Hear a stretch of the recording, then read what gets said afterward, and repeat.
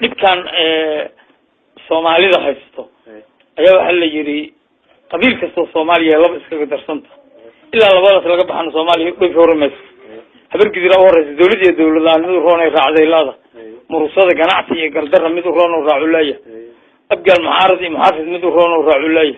hawaad lacol iyo nabad mid roon raaculaya shaqal adduunyo aakhira mid roonay raacday laada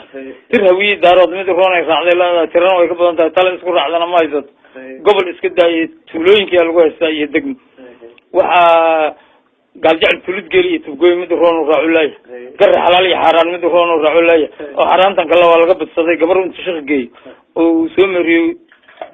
geelay iskooda in turku dheelayeen raali ugu yahay tuni dhar iyo dhaxlaan mid roon ay raacday laada ujuran jiritaan iyo jahwareer mid roon raaculay saxweyn tugsashay tacbasho mid roon ay raacday laada mid biirsiga ali gurguurish mid roon raaculay isaaq musliin gaala mid roon raaculay kul maanta fiyobi wali mid roon raaculay warsan gali wadanimo xadooft mid roon raaculay ma jarteen sun iyo subag mid roon raaculay marixan dambi laan mid roon raaculay ogaadeen dalka iyo dibadda mid roon raaculay xir dhaqan iyo dhalinyaro mid roon ay raacday laada jireer xamaali xasadina mid roon raaculay ilmiyi magaalo mid roon raaculay taajibad iyo bari mid roon ay raacday laada ma dhibaan magaci banaafic mid roon raaculay